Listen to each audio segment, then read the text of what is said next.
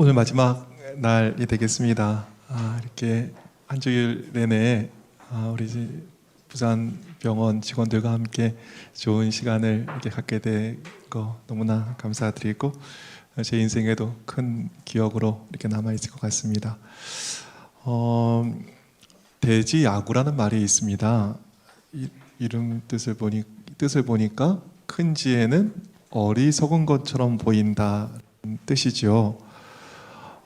정말 큰 지혜는 이렇게 단견으로 생각할 때, 우리 인간적으로 생각할 때 좀 어리석은 것처럼 보이는 것이 있는 것 같습니다. 그 예로 다람쥐 얘기를 읽은 적이 있습니다. 다람쥐가 얼뜻 보기에는 엄청 바보같이 보인다는 것입니다.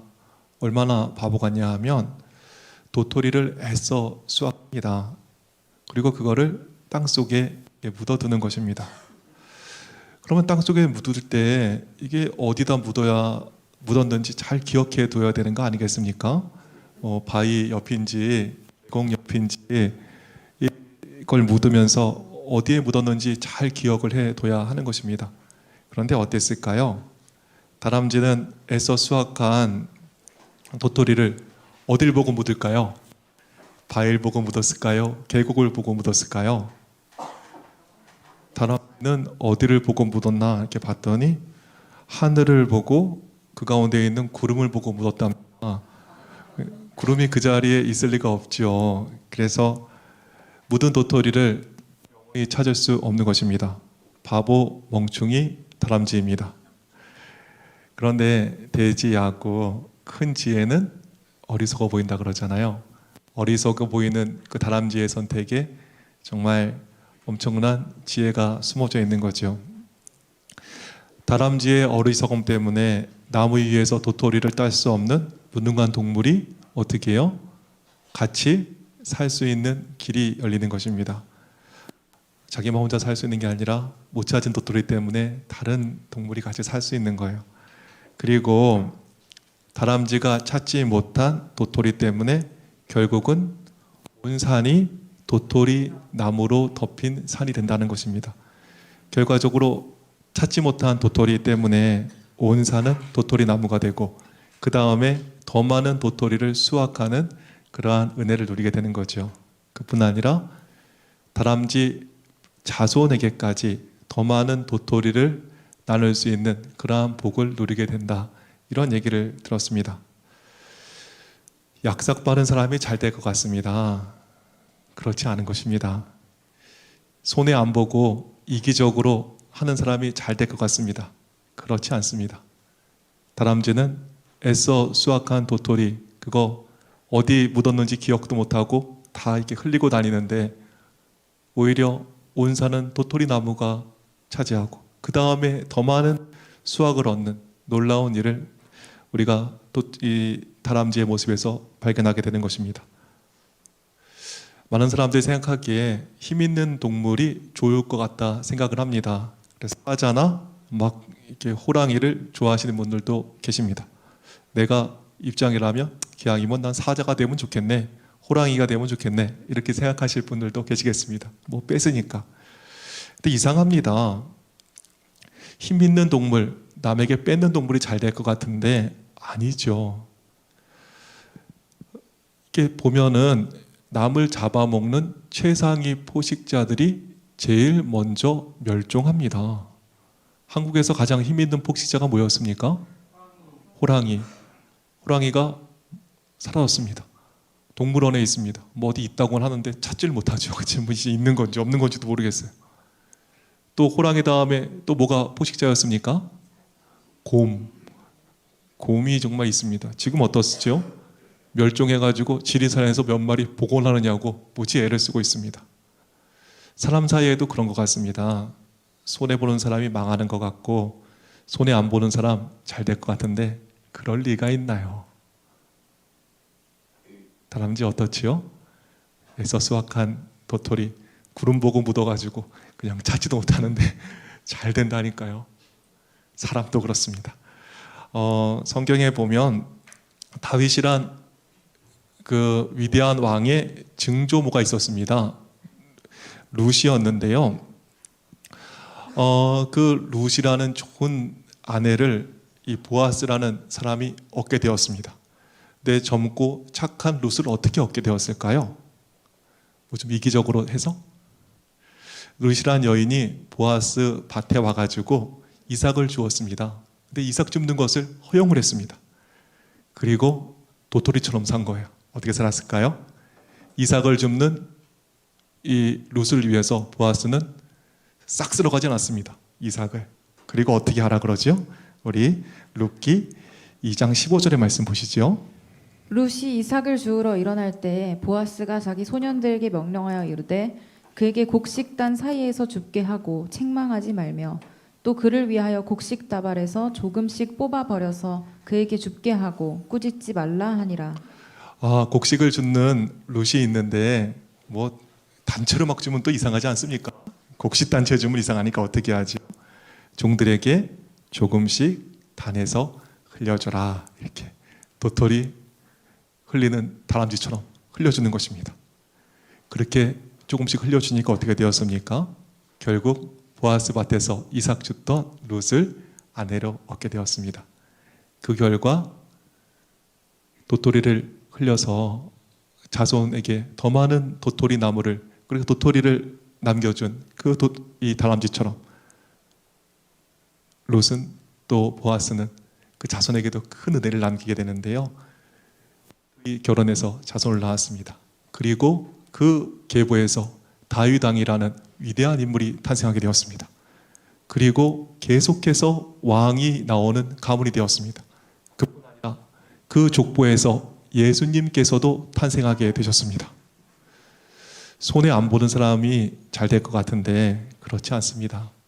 베풀고 나누는데 좀 손해 보는 것 같은데 오히려 더욱 풍성한 인생을 살게 되는 것입니다. 이게 여러 이렇게 직장 생활하는 것 가운데 긴장이 있지 않습니까? 내가 더 일하는 것 같고, 내가 좀 더 손해 보는 것 같고, 그런데 손해 보는 사람 여기 보니까 적자 생존하잖아요. 적자 보는 인생이 승리합니다. 얼마 전에 저는 그 나무의 삶을 이렇게 보면서 정말 감동을 받았습니다. 나무는 뿌리에서 수분을 얻어서 잎으로 보냅니다. 그러면 잎에서 엽록소와 수분이 이렇게 광합성을 이뤄서 당을 만듭니다. 그러면 만들어진 당의 반을 다시 나무는 뿌리로 보냅니다. 자, 이렇게 뿌리에서 쫙 수분이 가가지고 당의 이 엽록소를 만드는 그 잎에서 이게 해가서 이게 당이 돼서 다시 돌아오는 거예요. 자, 그런데 놀라운 일이 있습니다. 이 뿌리에서 수분을 보냈을 때 엽록소와 결합해서 당이 만들어져서 다시 반을 뿌리로 보내주는데 어떻게 될까요? 이 뿌리는 그 당을 혼자서 먹지 않습니다. 당을 흙 속에 있는 미생물에게 나눠줍니다. 그러기에 햇빛이 하나도 안 드는 그 흙 속에서 햇빛의 기운을 받아서 미생물들이 살 수 있는 것입니다. 그럼 미생물은 어떻게 할까요? 당을 받은 미생물은 더 많은 당을 움켜쥐는 것이 아니라 뿌리가 잘 뻗어갈 수 있도록 도움을 주는 것입니다. 자, 그래서 보시면 이렇게 이 뿌리에서 당을 이렇게 내보내잖아요. 이거를 미생물이 먹습니다. 그래서 미생물이 이렇게 살아가는, 특별히 여기 구슬처럼 보이는 게 있죠. 구슬처럼 보이는 게 마이코리자라는 그 곰팡이균입니다. 당을 먹고 힘을 낸 저 미생물 마이코리자란 저 곰팡이는 식물이 갈 수 없는 곳까지 가서 또 영양분을 가져오는 거예요. 그래서 마이코리자가 있으면 식물의 영양 흡수율이 2000배까지 높아진다는 것입니다. 나무는 어렵게 흡수한 이 수분을 위로 보내고 다시 위에서 당을 받고 그 당을 미생물과 잘 나누면서 영양 흡수를 더 잘하게 되고 뿌리가 쭉쭉 뻗어가지고 거목이 되는 것입니다. 그리고 미생물도 나무와 함께 나눔을 통해서 더 많은 당을 얻고 더 많은 번성을 누리게 되는 것입니다. 싸우지 않는데, 손해보지 않는데, 손해보는 것 같이 이렇게 사는데 오히려 더 큰 복을 누리는 것입니다. 얼마나 좋습니까? 이게 자연의 법칙인 거예요. 근데 뭐 움켜쥐려고 하니까 뭐 되겠습니까? 손해 안 보려고 하니까 되겠습니까? 그래서 가장 큰 지혜를 가리키는 이 성경에서도 지혜의 책이라고 하는 잠언에서는 이렇게 이야기하고 있습니다. 채소를 먹으며 서로 사랑하는 것이 살찐 소를 먹으며 서로 미워하는 것보다 나으니라. 많은 사람 오해하는 게 있는데 행복이 더 갖는 데서 온다고 생각합니다. 손해 안 보는 데서 온다고 생각합니다. 그런데 손해 안 보면서 뭐 소고기 살 돈 모아봐야 거기에 사랑이 없을 텐데 그것은 불행입니다. 그런데 어떻습니까? 채소를 먹을지언정, 김치 쪼가리를 먹을지언정 사랑하며 사는 것이 훨씬 나은 것입니다. 우리 잠언 15장 17절의 말씀 다 같이 한번 읽어볼까요? 시작. 채소를 먹으며 서로 사랑하는 것이 살찐 소를 먹으며 서로 미워하는 것보다 나으니라.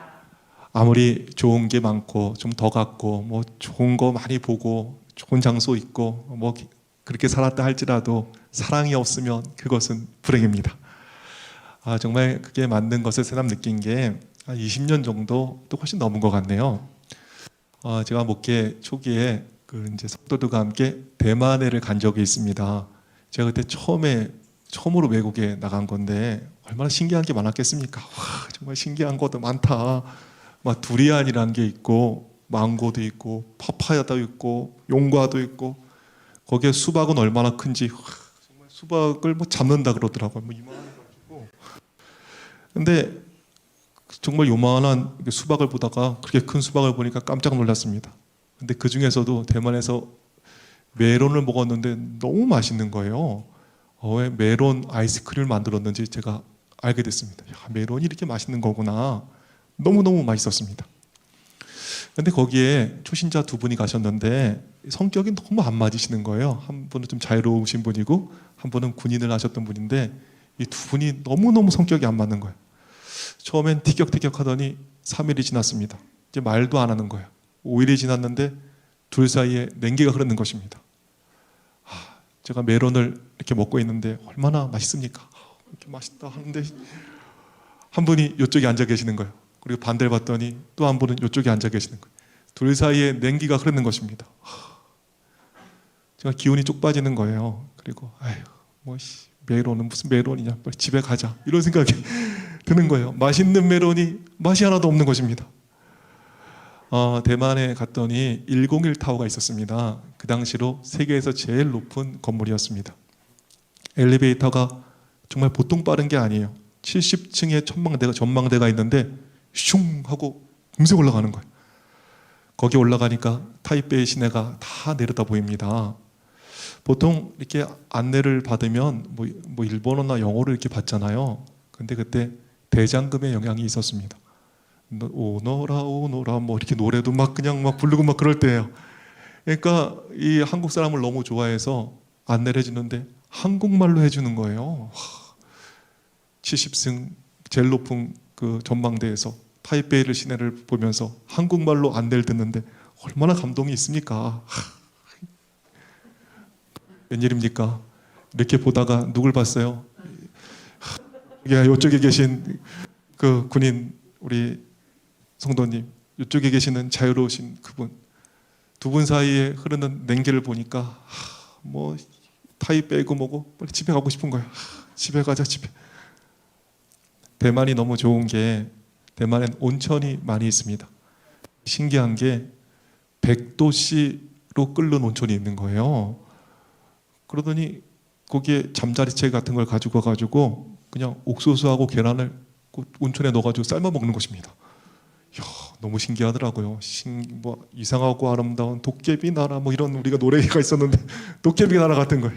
이게 뭐 끓이는 게 필요 없습니다. 온천물에 잠자리채를 넣어가지고 끓여 먹는 거예요. 온천물에 끓여가지고 옥수수를 먹는데 얼마나 맛있었겠습니까? 먹는데 갑자기 너무 많이 내가 고개를 돌렸네. 이렇게 하다 보니까 이쪽에 계시는 우리 냉 집사님과 또 항상 반대쪽에 앉아 계시는 그 또 다른 분 사이에 또 냉기가 흐르는 거, 얼굴도 안 맞히는 걸 보니까 이 옥수수가 왜 이렇게 맛이 없는지, 단 옥수수보단 집에 가서 김치 쪼가리 먹는 게 훨씬 나은 거예요. 빨리 집에 가자. 아무리 좋은 걸 먹어도, 아무리 좋은 걸 봐도 이기려 하는 것, 그리고 뭐 지지고 볶는 그곳에는 행복이 없습니다. 그런데 쥐뿔 없지만 아무것도 뭐 먹을 수 없는, 오히려 뭐 주먹밥 한 그릇 먹을지 모르지만 사랑이 있다면 그것이 천국인 것입니다. 제가 새삼 그걸 느낀 적인데, 한국에서 아름다운 곳을 뽑으라면 아마 금강산일 것입니다. 정말 한국인에게는 금강산에 대한 그 DNA가 흐르는 것 같아요. 이렇게 누구의 주제런가 하면서 금강산만 하면 너무너무 좋은 거죠. 정말 금강산에 갔는데 너무 아름다웠습니다. 비 돌면 비봉폭포가 있습니다. 이렇게 폭포가 내려오는데 봉황새가 날아가는 것 같은 거예요. 한굽이 돌면 성벽바위가 있었습니다. 정말 성벽에 쌓여진 그 성이 있는 것 같은 느낌이 있고, 거기에 어떤 장군이 나와서 소리를 칠 것 같은 그러한 정말 아름다운 바위였습니다. 한굽이 돌 때마다 아름다운 것이 즐비했습니다. 그런데 옥류동에 갔습니다. 옥류, 옥이 흐른다는 그러한 폭포잖아요. 근데 그 정말 말처럼 옥이 흐르는 것 같았습니다. 얼마나 아름다운지 제가 감탄사가 절로 나오더라고요.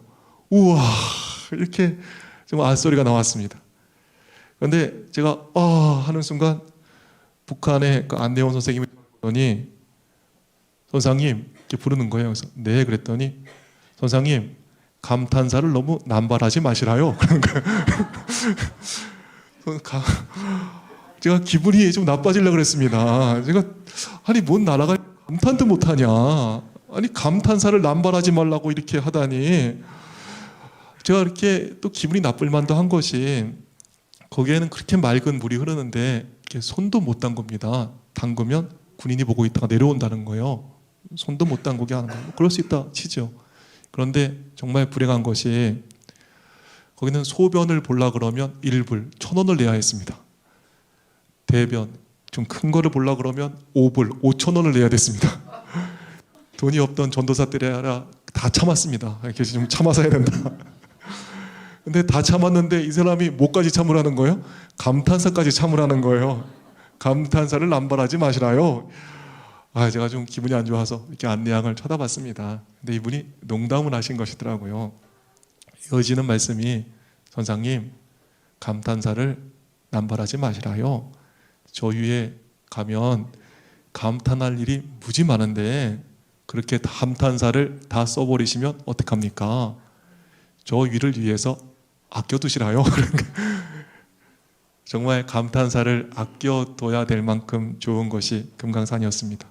근데 제가 좀 문제가 있었는데, 그때 좀 다리가 좀 다쳐가지고 이렇게 이렇게 올라가는 게 힘들었습니다.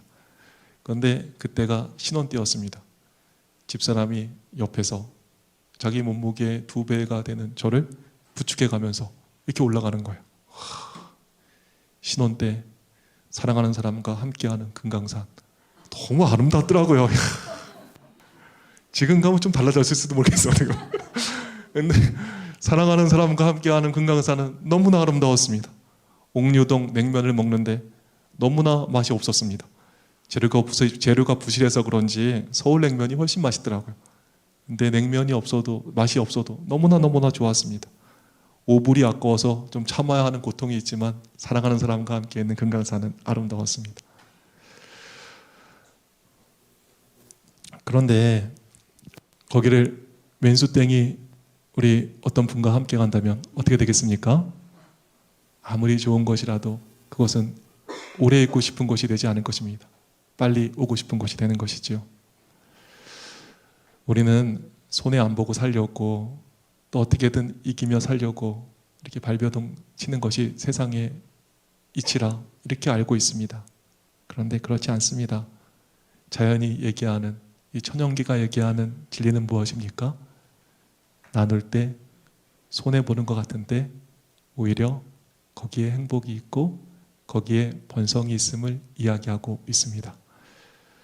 이기기보다는 누군가와 좀 관계 속에서 손해보지 않기 위해 애쓰기보다는 기꺼이 손해봐줄 수 있는 큰 지혜를 갖는, 그리고 정말 넓은 사랑의 마음을 갖는 우리 모두가 되기를 간절히 바라겠습니다. 성경은 분명히 이야기합니다. 우리 다시 한번 보실까요? 채소를 먹으며 서로 사랑하는 것이 살찐 소를 먹으며 서로 미워하는 것보다 나으니라. 다 같이 읽어보겠습니다. 시작. 채소를 먹으며 서로 사랑하는 것이 살찐 소를 먹으며 서로 미워하는 것보다 나으니라. 예전에 그 식모살이란 것이 있었습니다. 집을 떠나서 부잣집 일을 봐주며 사는 사람입니다. 떠나온 집보다 그 일해주는 부잣집이 모든 것이 좋았습니다. 먹는 것도 낫고 입는 것도 나았습니다. 집도 더 좋습니다. 그런데 식모는 보름달이 뜨는 밤이면 떠나온 집 생각에 눈물이 납니다. 왜 그렇지요? 사랑이 그리워서. 36 부산병원 부족한 게 있을런지 모르겠습니다. 건물도 오래되었고 대우도 제가 잘 모르지만 부족할 수도 있을지 모르겠습니다. 그런데 이곳엔 사랑이 있었으면 좋겠습니다. 사랑이 그리워서 우는 일이 없었으면 좋겠습니다. 이것저것 좋은 것 많이 있지만 정말 사랑이 넘치는 그러한 병원이 되기를 간절히 바라겠습니다. 누구와의 경쟁 속에서 조금 더 내가 손해보려는 손해보지 않으려고 애쓰는 그러한 마음이 아니라 기꺼이 손해봐주는, 아까 다람쥐의 지혜처럼 기꺼이 내 것을 좀 더 희생해주는, 또 다리가 불편해서 좀 힘든 사람들 기꺼이 그 곁에서 부축해주는 그러한 희생의 마음, 그 손해의 마음, 지혜의 마음, 그 사랑의 마음이 우리 가운데 더욱 넘치게 되기를 간절히 바라겠습니다. 전 한 이야기하고 마치도록 하겠습니다.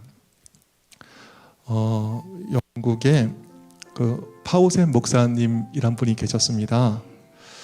1772년 시골의 작은 웨인스 게스트 교회에서 목회를 하시다가 런던의 큰 교회에서 부름을 받았습니다.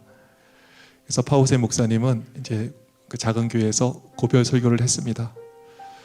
그리고 마차에 책을 싣고 가구를 싣고 막 떠나라고 하는데 교인들이 몰려와서 눈물을 흘립니다. 그리고 떠나는 목사님에게 어렵게 이야기를 합니다. 목사님, 고생스러우시지만 여기 남아서 우리와 조금 더 계시면 안 될까요? 울면서 이야기하는 이 성도들을 보고 사모님이 이야기를 합니다. 여보, 큰 교회에서 부르지만 나 도무지 못 가겠어요. 파우센 목사님도 이야기합니다. 나도 못 가겠어요. 우리 가지 맙시다. 자, 짐을 내려주세요. 우리 안 가겠습니다. 그대로 있겠습니다. 교인들은 환호성을 지르며 달려갔고 짐을 도로 사택으로 옮겨 놓았습니다. 자기 방으로 돌아온 파우센 목사님은 그때의 감정을 이런 찬미가 가사로 남겼습니다. 우리 찬미가에 있는 얘기인데요. 주 믿는 형제들이라는 찬양인데, 주 믿는 형제들 나누는 사랑이 저 하늘 교제 같아서 늘 계속하도다.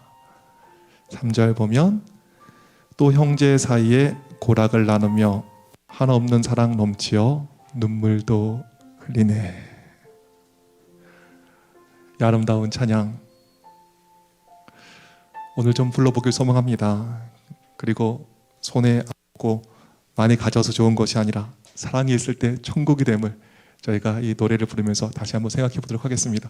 오늘 특별히 오호철 목사님 사모님께서 피아노 반주를 해주시겠습니다. 그리고 한 주일 너무 고생하셨습니다. 우리 다솜 선생님께서 이거 읽어주시느냐고 제 설교의 3분의 1을 다 해주셨습니다. 우리 박수 한번 쳐주셨으면 좋겠습니다. 네, 그 아름다운 목소리로 이 아름다운 찬양을 청해 듣도록 하겠습니다.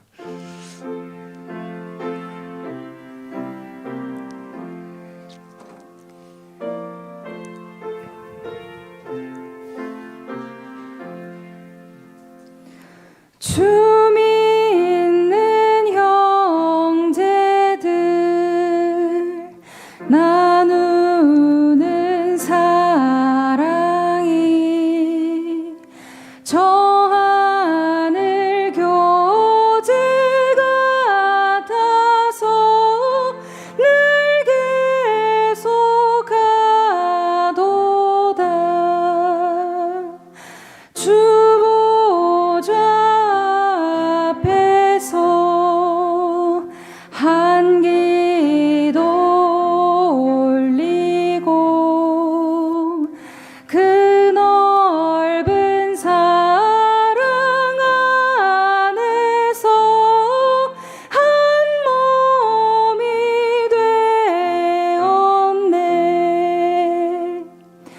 또 형제 사이에 고락을 나누며 한없는 사랑 넘치어 눈물도 흘리네. 우리 부족할 거 있을 수 있습니다. 그러나 우리 사이에 뭐가 있으면 좋겠습니까? 이런 사랑이 있으면 좋겠습니다. 사랑 때문에 눈물 흘리는 일이 있었으면 좋겠습니다. 이 아름다운 찬양 우리 다 같이 불러보겠습니다. 우리 피아노 반주해 주시면 우리 다 같이 이 아름다운 찬양, 이것이 우리의 고백되길 소망하면서 다 같이 불러보겠습니다.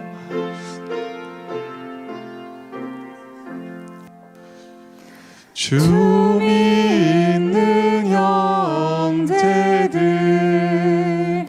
나누는 사랑이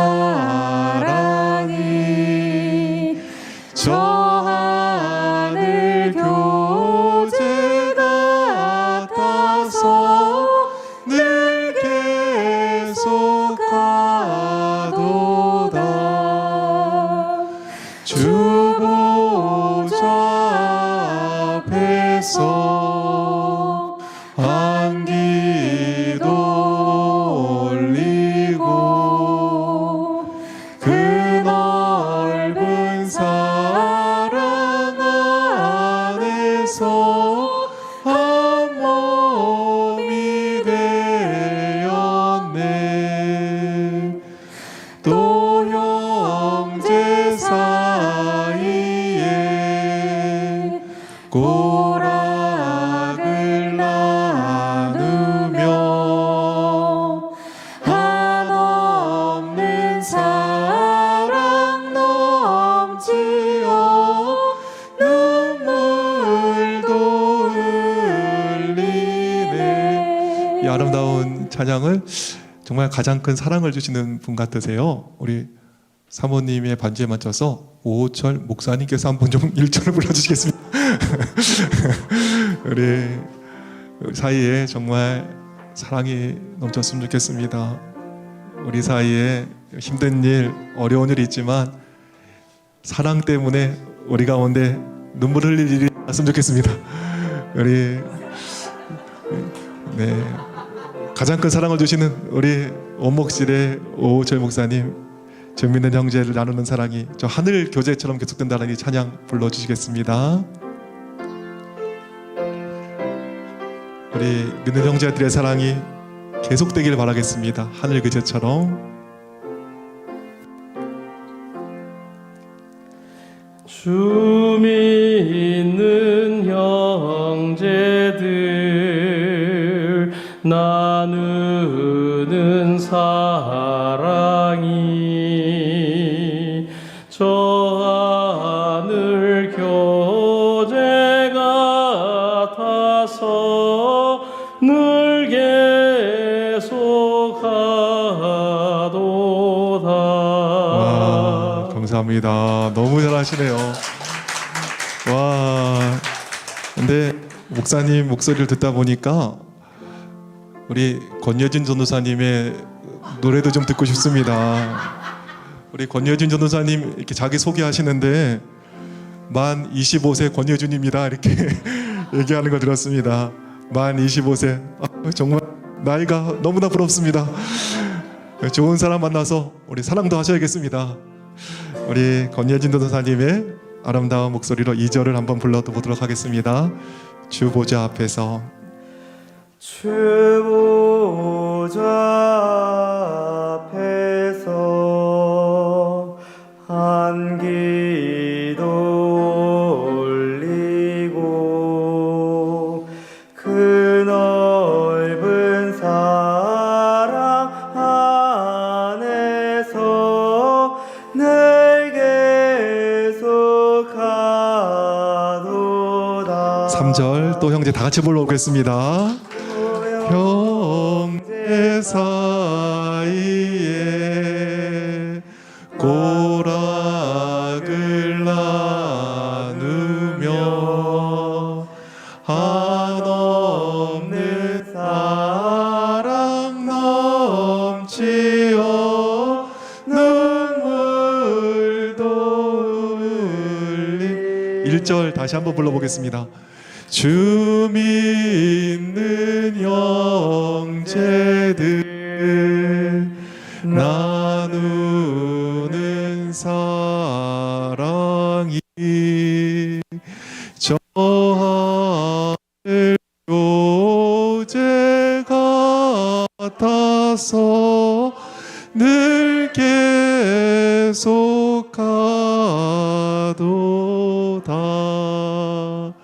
우리 36 부산병원이 건물도 좀 노후될 수 있습니다.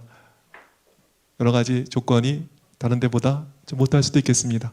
그러나 우리 병원은 사랑이 있는 병원입니다. 사랑이 더욱 넘치는, 그래서 사랑이 고파서 우는 그러한 일이 이 병원에는 없게 되기를 바라겠습니다. 기꺼이 손해보고 내 거를 나눔으로 오히려 더 크게 번성을 누렸던 다람쥐의 지혜가, 그 다람쥐의 사랑의 마음이 우리 모두 가운데 있게 되기를 소망하면서 말씀 마치도록 하겠습니다. 네, 우리 모두를 위해서 박수 한번 쳤으면 좋겠습니다. 제가 기도 드리고 마치겠습니다. 하늘에 계신 아버지 하나님, 주님의 은혜 가운데서 이렇게 한 주 동안 말씀을 함께 나눌 수 있도록 해주셔서 감사합니다. 이제 바라옵기는 이 병원에 필요된 것들 주님께서 책임져 주시고 정말 주로 말미암아 공급받는 그러한 병원 되게 해주시며, 특별히 사랑이 더욱 넘치는 우리의 직장이 될 수 있도록 축복하여 주시옵소서. 특별히 우리 직원들의 삶에, 가정에 사랑이 더욱 넘치도록 해주시고, 또 하늘의 풍성한 그 공급을 따라서 이웃들과 나누고 주님 섬기는데 조금도 부족함이 없는 그러한 우리 직원들의 삶 될 수 있도록 축복하여 주시옵소서. 이제로부터 영원까지 주의 도우심과 주의 풍성하신 은혜가 이 병원과 또 성도의 삶과 가정에 늘 함께해 주시기를 사랑 많으신 예수님의 이름으로 기도합니다.